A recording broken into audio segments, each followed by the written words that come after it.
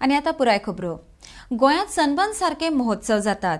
आम्ही असल्या या विकृत अशा पाश्चात्य संस्कृतीक तेको दिता आणि आमची संस्कृती नष्ट करपाक हातभार लायता अशे उद्गार हिंदू जनजागरण समितीचे गोय राज्याचे निमंत्रक डॉ मनोज सोळंकी हांणी एका पत्रकार परिशदेत उलयतना काढले। अशा समारंभाक जे भोंवडेकार येतात ते थंय व्यवसाय करताना दिसतात।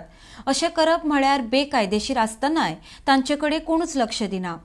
सनबर्न सारख्या महोत्सवांक लागून समाज व्यवस्था बिगडटा आणि तरणी पिळगी वायट मार्गाक लागता अशें तांणी फुडें सांगलें।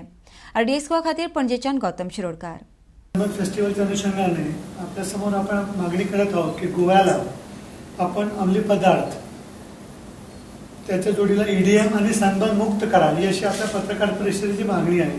आपण मागणी का करत आहोत की सनबर्न सारख्या ज्या काही फेस्टिवल होतात तर ते एक पाश्चात्याची आपण विकृती म्हणतो किंवा एक कुसंस्कृती गोव्यामध्ये आपण ती रुजवतो किंवा त्याला प्रोत्साहन देतो। तसंच त्याच्या जोडीला आपली संस्कृती आपण नष्ट करतो। बहुत म्हणजे खूप सारे टुरिस्ट येतात आणि आयोजनमध्ये त्याच्या जोडीला परत ह्या अंमली पदार्थाच्या विक्रीमध्ये त्यांचा समावेश असतो। आता हे सगळं अनधिकृत आहे, म्हणजे इलिगल आहे। तुम्ही पर्यटक म्हणून येतात, टुरिस्ट विजावर येतात, इकडे व्यवसाय कसा करू शकता? तर याच्यावर कार्यवाही झालेली दिसत नाहीये।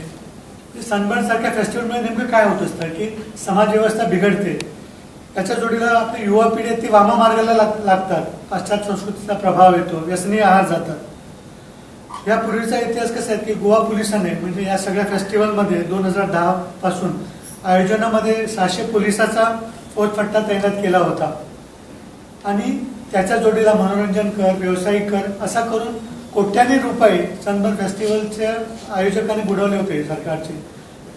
तर आपण या अनुषंगाने कसं की मुख्यमंत्र्यांना निवेदन दिलंय, मग आपण विनोद पालेकरांना ज्यांनी म्हणजे आवाज उठवला होता गोवा फॉरवर्ड पार्टीचे, तर त्यांना निवेदन दिले।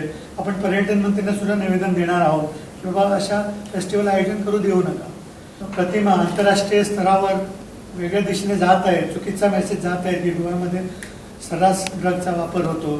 तर अशामध्ये असं फेस्टिवल आयोजन करून आपण आंतरराष्ट्रीय स्तरावर गोवाची बदनामी होत आहे, प्रतिमा मलिन होत आहे आणि त्याच जोडीला आपली संस्कृती नष्ट होत आहे।